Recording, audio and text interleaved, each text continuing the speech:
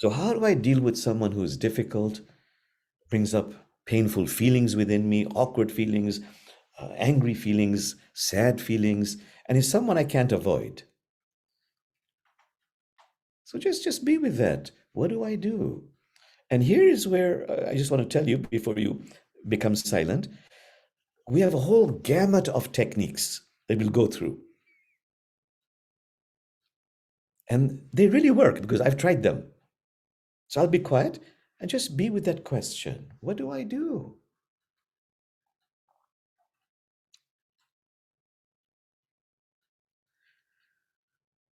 And by the way, these are techniques that some of you have learned for a long time, but let's remind ourselves if you know it already. So the first one is in dealing with somebody adversarial, don't forget you're angry or upset with their behavior, not their being. Their behavior might be unacceptable, very difficult, but their being,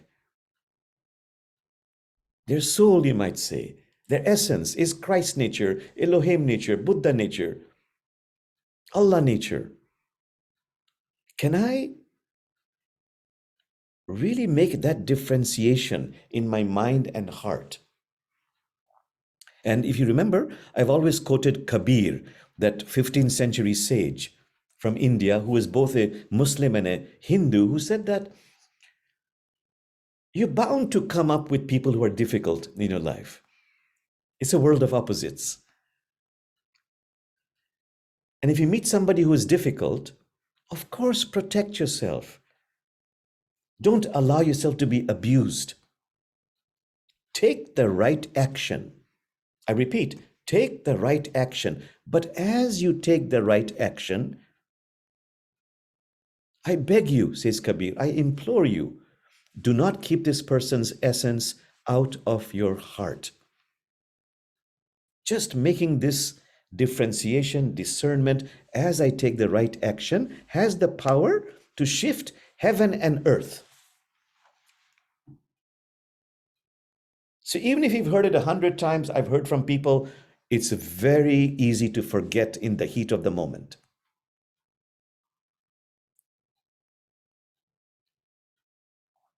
And I love to give the example in the spiritual literature of two judges who has an offense. One judge who comes from the ego has this offender who has committed atrocious crime. And the judge, hands down for you, life sentence. And is in his or her mind thinking, you scum of the earth, get out of my sight. You have harmed society. Life imprisonment. And all those thoughts of that judge. Another judge with the same offender who understands differentiation between behavior and being gives the same sentencing, life imprisonment, but maybe says it solemnly. In his or her heart, makes a differentiation between behavior and being, and maybe as a judge makes sure that that offender does not suffer unjust maltreatment, offers rehabilitation, but the same sentencing offered with two different energies. Does it make a difference?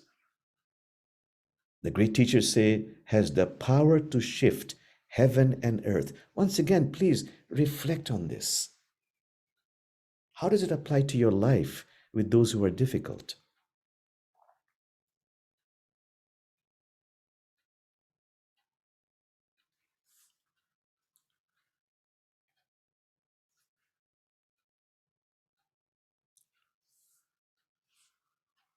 What comes up for you? It's easy to say, make a differentiation between behavior and being. How could you use some techniques to really remind yourself, implement that?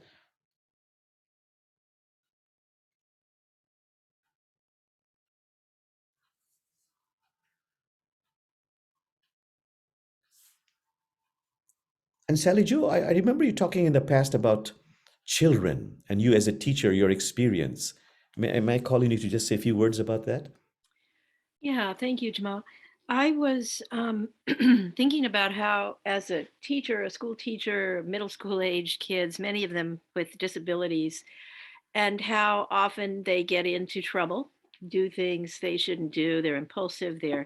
Uh, their emotions. They don't have good control over their emotional responses, and when they do something that hurts somebody else or that is dangerous to themselves, of course, we as teachers, we react and we stop them and we try to make them safe and we freak out sometimes, but somehow because they're children, it seems like it's a little easier to do this separation between behavior and being.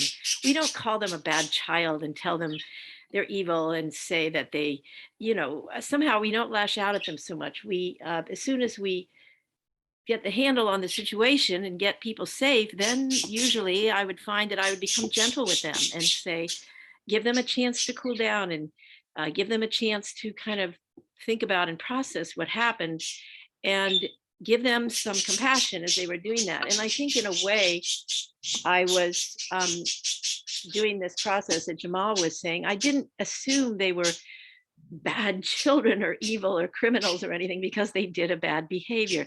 And my reason for bringing this up is because once I started hearing about Jamal's technique for separating behavior and being with adults, I found out I had a little more trouble doing that with adults. Like I expect adults to know how to behave and to do the right thing. And yet, in fact, as we know from our practices, we all are really children on the inside, and we have varying degrees of competency in dealing with our feelings in different situations. So I try to remind myself that I can use the same techniques with adults that I'm used to using with children, which is just, basically get everybody safe if that's what it takes, or make sure I'm safe, and then give the situation a chance to relax in my own mind and in my own heart, and give a little room for people to be people, to realize that they had motivations I may not even have any idea about, or other circumstances or other whatever, and just realizing that their being is still sacred. And it helps me in that way to think of us all as little children at heart. Thank you so much, Sergio. Let's just reflect on that. And any other particular technique of that child, inner child of that person, or any other creative way you can really make a discernment between behavior and being as you take the right action.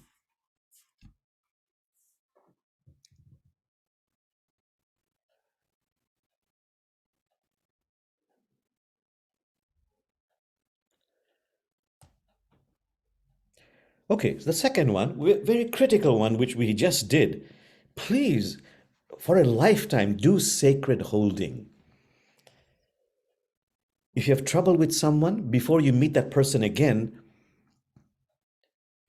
do the process of sacred holding. Take some time off, could be for 1 minute, 5 minutes, half an hour, and go through those steps. So, Brother Jamal, I'm becoming quiet now. What feeling came up? Where am I feeling it in my body? Can I just be present with it, with compassion for myself? No need to fix it, but a great need to be lovingly present with it.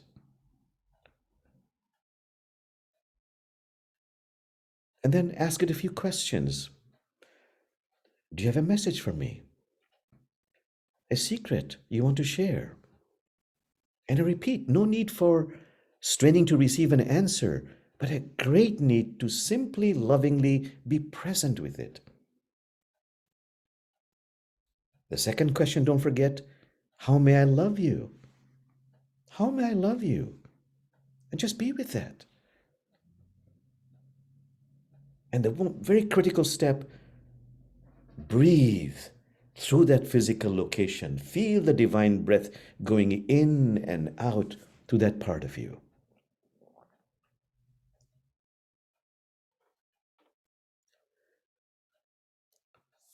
I simply want to emphasize to you this is a very ancient technique. Some Sufis say that the Prophet Muhammad, peace be upon him, did this in the cave, this sacred holding. There are many modern versions of that. And it's not that we're trying to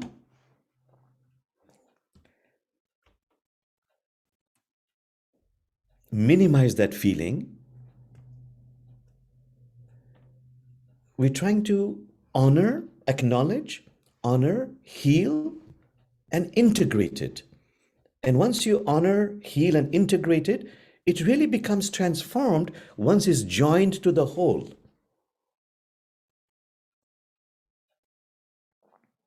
I have found in my own life, my anger, when I've done this continuously, sacred holding, and by the way, keep on doing it again and again and again, it really helps to repeat it. I still get angry, but the edge has gone.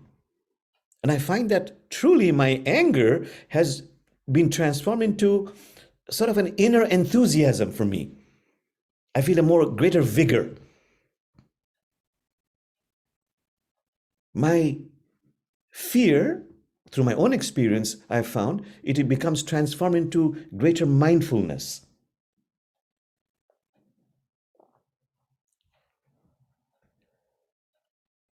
You know the story of Mahatma Gandhi when he was in South Africa. And as a colored person, he was not allowed to travel in the first class because, he was a colored person. But, being Gandhi who he is, he bought a first class ticket and he went to the first class compartment. And guess what? They stopped the train and they physically ejected him. It was late at night, it was cold, and he was shivering on the platform. He was physically bruised. And he writes about it. He says, he had all these feelings of rage, anger. He would take revenge. And he began to do these practices, his own practices, thinking there has to be a better way. His righteous anger remained, but it did not fester into a need for revenge. It festered into rightful action. Why? Because he did some spiritual practices. And he writes, he says, please know this, that when you have these difficult feelings, if you do spiritual practices, it will not deteriorate into you doing something you will regret. You'll still feel angry, but you will take the right action.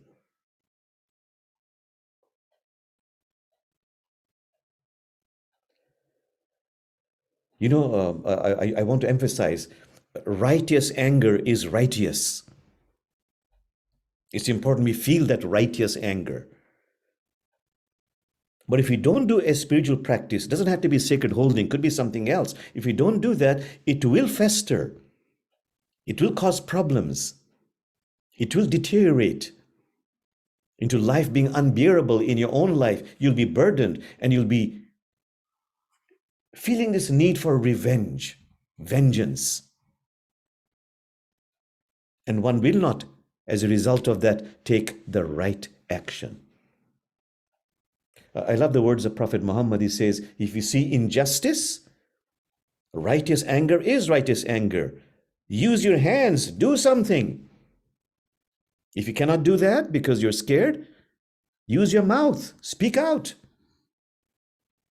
He says, if you cannot do that, of course, pray, use your heart to send out light and love. But he says, in that instance, it is the weakest form of faith. So let me come back to sacred holding. I'm doing sacred holding, feeling that feeling of, let's say, anger. Where am I feeling it? With love for myself, I am present with it for as long as is necessary, with compassion for myself. Then I ask it questions. Do you have a message for me? Do you have a secret for me? How may I love you?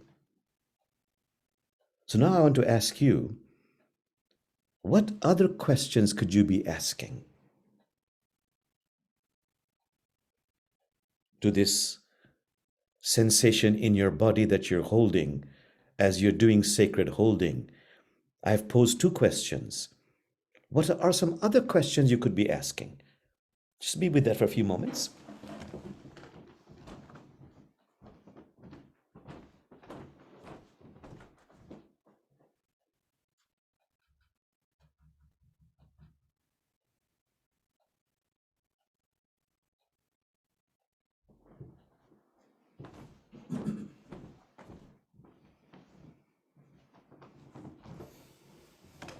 Please write them down so we could share with the group. What other questions could you be asking?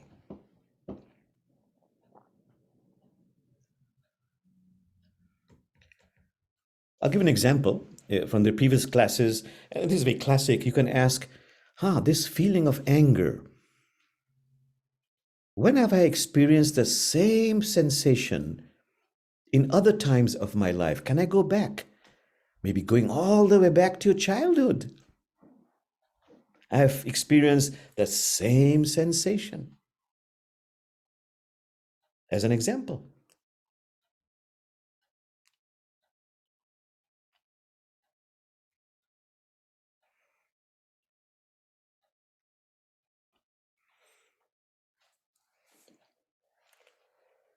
Okay, let's move on. What else could you be doing? Well, something that we have been practicing also. I just talked about it recently. Expression resolution, working in the invisible world with that person who's bringing up difficult feelings in me. And don't worry if you don't remember the steps. And some of you in these rectangles of love, we have done this program in a class called hypnotherapy or trance work.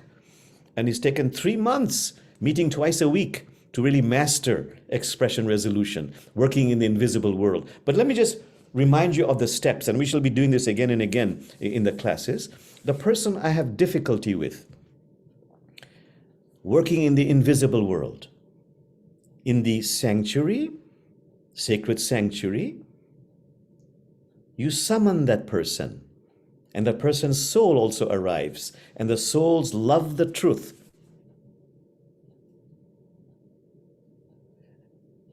And you're asked, number one, to feel all those difficult feelings you're feeling.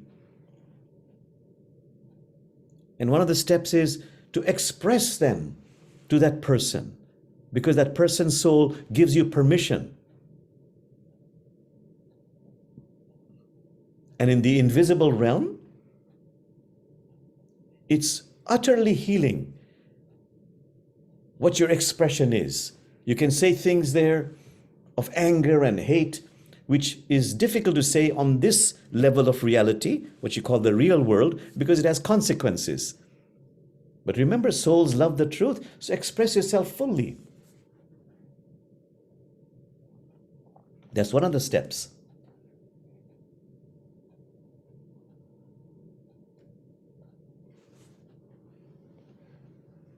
Another step, among other steps, is after you've done that, what is your sacred prayer? What is it you want? Ideally, for the universe to provide you vis-a-vis this person. Express it. And remember, always add that one sentence, this or whatever is in my highest interest is manifesting for me now.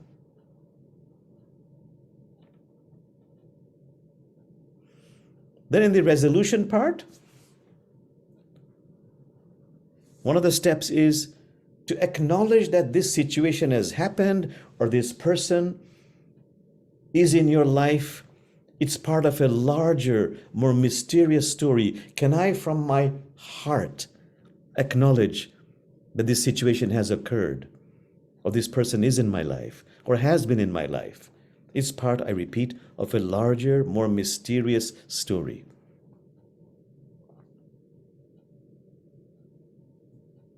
Another step is to allow for a beautiful ritual to evolve, if you remember, of cutting the cords. Whatever you cut and release, releases you. And you can do it with abandon, because remember, your subconscious takes care of that which needs to remain in place. Another part of this is, just as you have the power to cut the cords, you have the power, only if you want to, only if it's indicated, to establish fresh cords, new cords, rooted in spirit.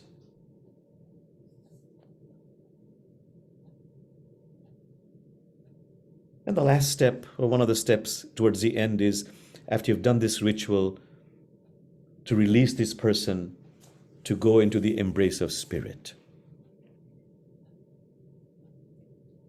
So I've just mentioned some of the steps, but the reason I'm saying all of this is I want you to start thinking about, in doing this technique of expression resolution, working in the invisible world with that person, what else could you add or subtract from the steps that works for you? Be creative. If you don't like some of the steps, it's absolutely fine. Subtract that. If you want to add some new steps, add that. That helps you. But we are very eager to hear, what are those steps? So I'll be quiet for a few moments.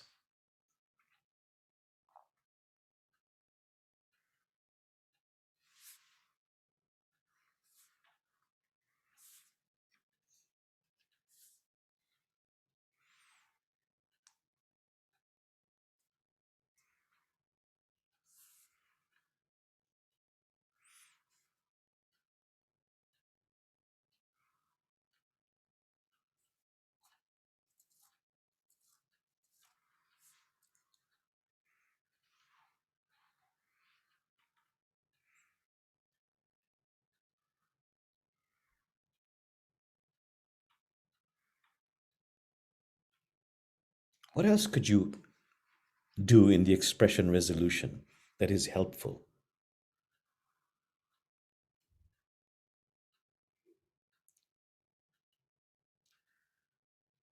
And during the discussion time, the general discussion time, or even in the breakout rooms, I'd love to hear from you about how it has helped you. For the ones who have been using expression resolution, how has this benefited you, if at all?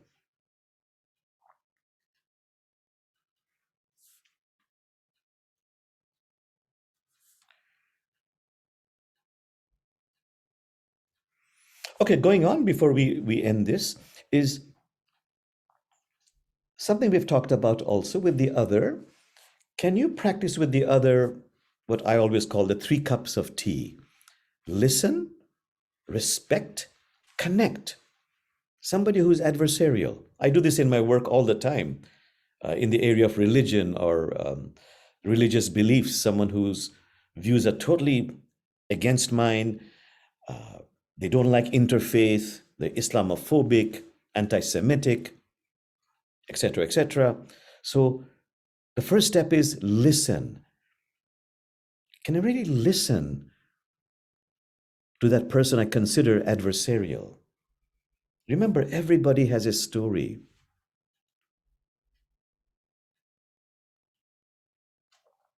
An enemy is someone whose story I have not listened to. If I don't listen to somebody I despise,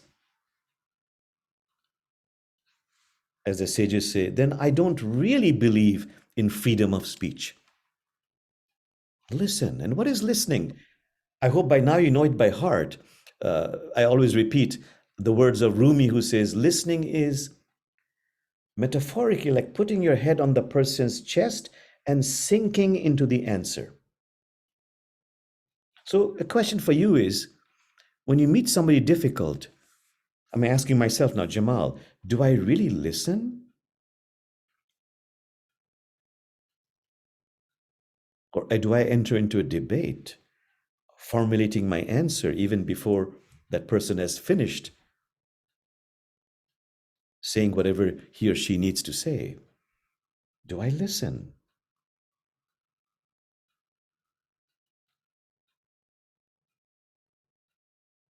So, very briefly, for a few seconds, just go back to a time with a difficult person.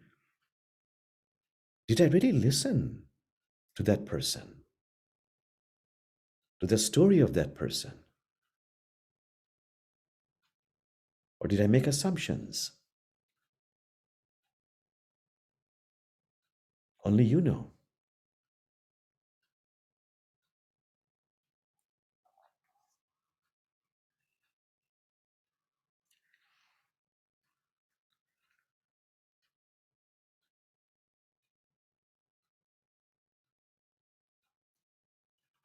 Second one, let's go on to the next one. Listen, respect, something we have talked about. Make that distinction between behavior and being. Take the right action but do not keep this person's essence or being out of your heart. That's respect. Third one is connect. Listen, respect, connect. I love that wonderful saying, which I hope you also have taken to heart, where this great, wonderful writer says, this universe is made out of stories, not atoms. With a person who's adversarial, share human stories from the heart, the trials and tribulations, the joys and sorrows. Connect on a human level. That is the art of overcoming polarization. Simple but not easy. For me as a Muslim, the Quran says, somebody adversarial, come to know the other on a human level. And there's another tongue-in-cheek verse from the Quran, which I've repeated many times, where the Quran says, God says to humanity, and we have created some of you to be a trial for others. We have created some of you to be a trial for others. It was not meant to be easy. But can I connect on a human level, share stories? Then what happens is the differences might remain, but now they no longer loom as a threat. And it allows that spaciousness for some compromise, for some collaboration. And I know it works because I've tried it many times. So again, ask yourself, do I practice? Do I share those 3 cups of tea with that other who is difficult? Listen, respect, connect. And that last part, connect, it's not easy. It requires persistence. It requires humility. It requires authenticity. It requires sincerity. But it works eventually.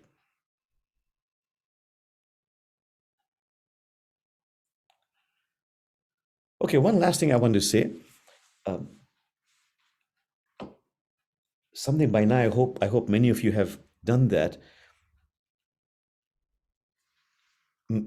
Develop a relationship with yourself. That is the key. I've said listen, respect, connect with yourself. Love yourself. Bond with yourself. Talk to yourself with compassion. With compassion. So we have always, in all our classes, we've talked about sacred naming. Because the truth is, we are constantly having an inner conversation, an inward conversation, a large part of the time. If you observe yourself, you're talking to yourself. I'm talking to myself. And sadly, a lot of the talk is negative. Therefore, if you remember, the sages have said, do a spiritual intervention. When you find yourself talking negatively, I intervene, I say, but Brother Jamal, that's my term of endearment. And I say it with compassion. For me, the moment I say with that tone of voice of love, but Brother Jamal, I feel a wave of compassion come over me. The content of my negativity diminishes, the direction of my conversation changes. So we have said this many times. What is a term of endearment you'd like to use for yourself to carry on that internal conversation? Talk to yourself often. Bond with yourself. I love this practice, which has helped me immensely in my life, is to touch my heart and tell my heart, I love you. And I have no shyness about it. I never feel awkward about it. I continuously tell my heart, I love you. I really love you. I love you. If you feel awkward about it, that I'm being narcissistic, tell yourself, I'm telling my higher self or Jesus or God who is outside of me and inside of me in my heart. But tell yourself often, I love you. I really love you. I do it by touching my heart. You don't have to do that, but if you repeat that to yourself, I love you.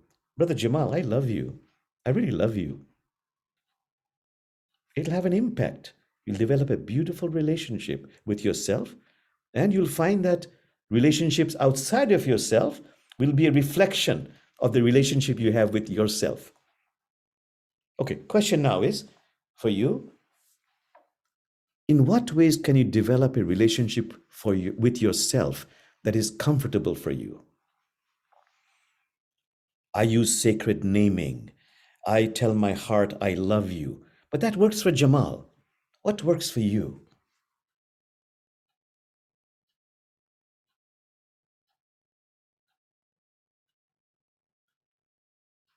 Imagine you being asked to do a workshop, and the title of the workshop is How Can I Connect with Myself?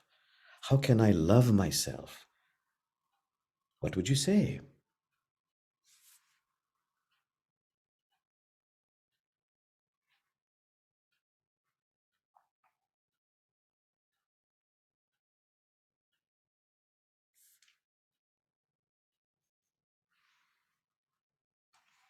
Just spend a few moments pondering on that.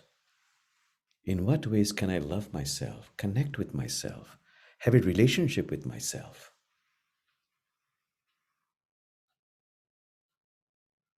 And you have to believe me because I've practiced this for so many years.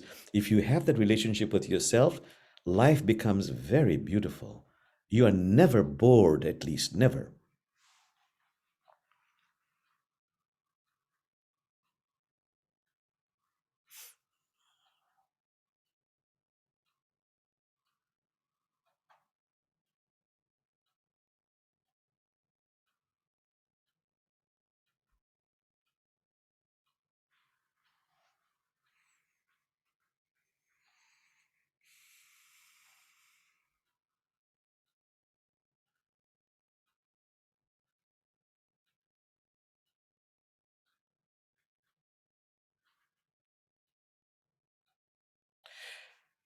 And Shailaja, there's one more question I'd love to pose for our learning is, in your experience, in your life,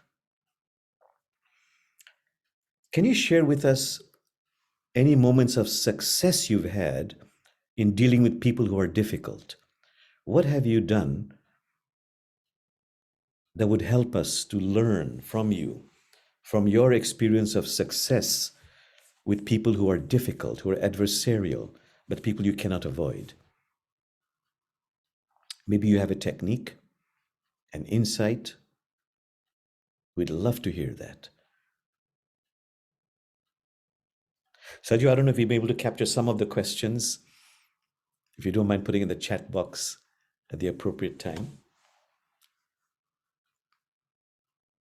Just be reflective and ponder on relationship with yourself and any other practice you've used that has been helpful in dealing with people who are difficult.